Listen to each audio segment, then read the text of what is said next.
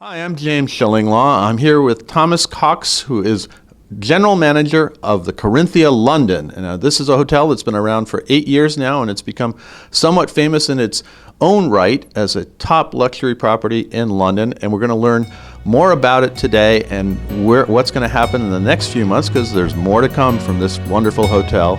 And this is Insider Travel Report.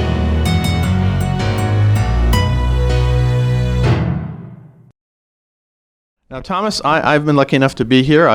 Years ago, I had a wonderful dinner at your restaurant. I've seen a lot of the hotel, but again, it was 6, 7 years ago, so a lot's changed. But if you could tell our viewers, our travel advisors out there, a little bit about the history of this hotel, what it was before and what's happened since. Okay, yes. I mean, the hotel, as it is 8 years young, but the history is, of course, a fascinating one because the building opened as a hotel in 1885. Mm-hmm. And it was a hotel all the way through to 1936, with a short interruption in the First World War when Churchill moved in. Oh, he was a tenant. That's great. Yeah, he was a tenant. And in 1936, the government here in the UK was very interested in the building because of the proximity to Whitehall and purchased the building, and it was then used as the Ministry of Defense all the way through until 2006, when the Crown Estate put this asset onto the market again, and there were 30 or 35 applications. Everybody wanted this building. I'm sure it's a beautiful building. Absolutely, why not? And Corinthia got it. And Corinthia got it actually because of the restoration plans that we as a company have forwarded at the time, and Westminster liked that very, very much. And yeah, I mean, we restored the hotel and we reopened in 2011, and here it is in all its glory. And it is all its glory. It's beautiful rooms, beautiful public rooms, and you're going to see some of that on the video here.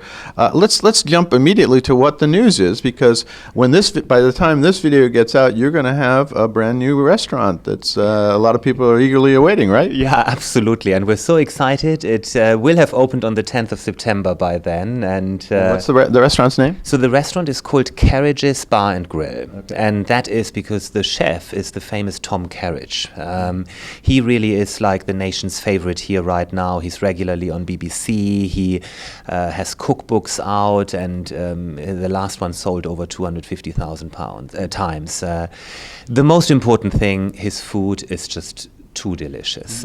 It's wonderful. And what's the what is his cuisine? Is sort of a British? Yeah, it's British, and we don't have to hide anymore because London and Britain has obviously become a culinary haven by now. Before anyone says, "Ooh, British food." No, I can't say that at all anymore. And believe me, I've traveled here when I was a kid, and no, British food was not well known, and now it is. Yeah, I mean, I remember those days, but that has, thank God, changed. I mean, London has so much become a culinary capital, and as such, we felt to have a wonderful chef like Tom Carriage as our partner will only do the hotel good, and will obviously add to the guest experience enormously. So Tom Carriage really became famous because he has done something quite fascinating. He is the only chef in the country who has a pub with 2 Michelin stars. Really? I don't know if I knew that. Yeah, exactly. And it's in Marlow. It's in a beautiful little village outside of London. It's called the Hand and Flowers. And so now you could obviously think a hotel and a pub, how will that go together? But I mean, pubs, from a hospitality point of view, you want to go back. You know, you're always welcomed. The service is just so friendly. I mean, you're welcomed by friends. So that we found fascinating, because that's the hospitality we want to extend.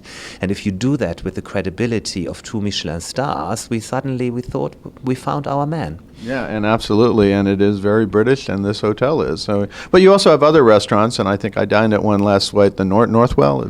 North Hall, exactly. North Hall, sorry. Yeah, North Hall, one of my favorite spaces in the hotel. I mean, like, just such an opulent room, and you can really see, going back to the history, that the hotel was built back then, inspired by Parisian apartment buildings. North Hall is our hotel restaurant, which is has a Mediterranean feel to it, with a strong focus on fish. No, and absolutely. And then we had a few drinks at Bassoon, I think. Yes, I mean Bassoon. Bassoon is another exciting thing that has changed because Bassoon has a new head mixologist, our bar manager Marcus Zalzainis, and Marcus and his business partner Michael Sager. They operate bars in East London. Oh. Yeah, the creative East London, and we thought we bring them in, so they have wine bars and restaurants in Hackney and in Bethnal Green.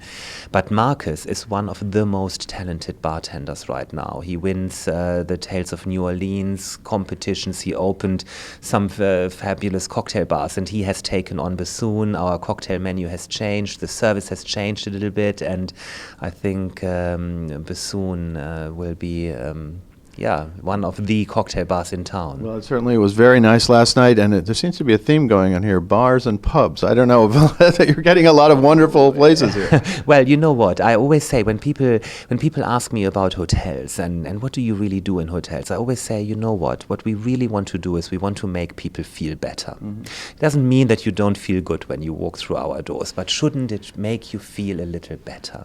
And what an opportunity, to offer people seats in our bars and restaurants and really extend hospitality, and then of course the exquisite accommodation that we have. I was going to get to that because we're actually in one of your remodeled suites here, right? Yeah, exactly. This is our London suite. So we launched that 2 months ago. We launched 11 new suites, garden suites and London suites. So they are really created and designed with the modern traveler in mind, because I'm sure that it's nothing new for anyone to know that people don't really only travel for business or only for leisure anymore. It's a mix, and leisure is the new term. Leisure is the term, exactly. And we also see in a real influx in multi-generation travel. So the amount of people who travel with grandparents and then their children and grandchildren respectively has grown quite a bit.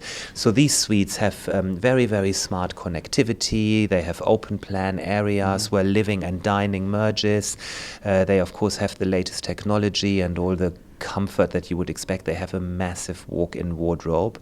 I mean, honestly, when these suites opened, every woman that I show in here, their eyes, they just better than a handbag almost, because you can put all your luggage. So they're very spacious. The London suites are over 105 square meters, and the garden suites I like to call like a really beautiful pied-à-terre. Yeah, and we're staying in a garden suite, so I was very pleasantly surprised, and it's a wonderfully comfortable accommodations with an incredible living area, and really very different from what I remember. Okay. Although you had beautiful suites before, but you still do. And then of course you have those famous suites up in the roof, I think, top with the it was a spiral staircase, I think, if I remember. I'm trying to remember this. Yeah, a spiral staircase. So we have our 7 wonderful penthouses. They are all duplex. So for those who don't wish to use the spiral staircase, we thought, okay, well, let's put a lift.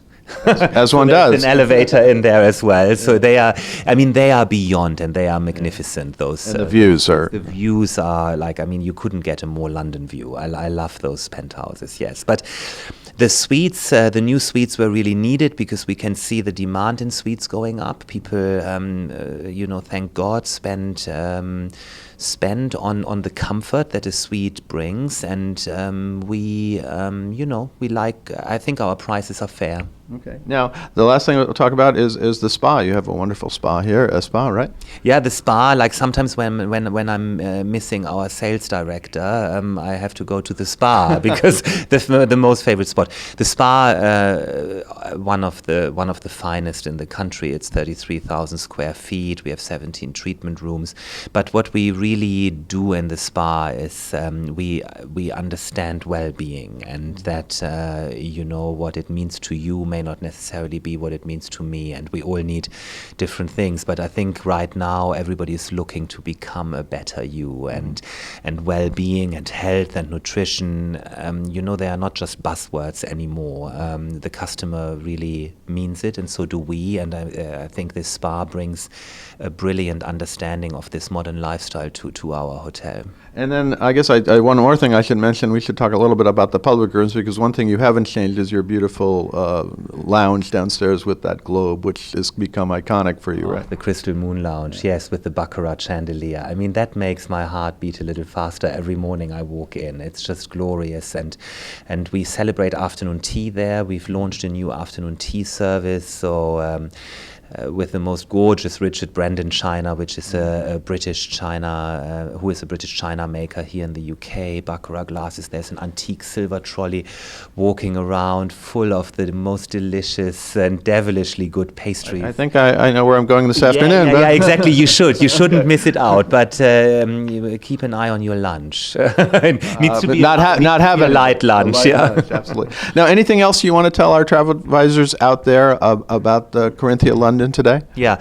Look, I mean, we talked a lot about the hotel, the suites, and the restaurants, etc. But you know what really is close to my heart is that we want our guests to leave longing to come back. And in the hotel and with our team, we really, really mean it that people should have an incredible service experience, and we're putting experiences together here that hopefully uplift people's lives and make you go with wonderful memories.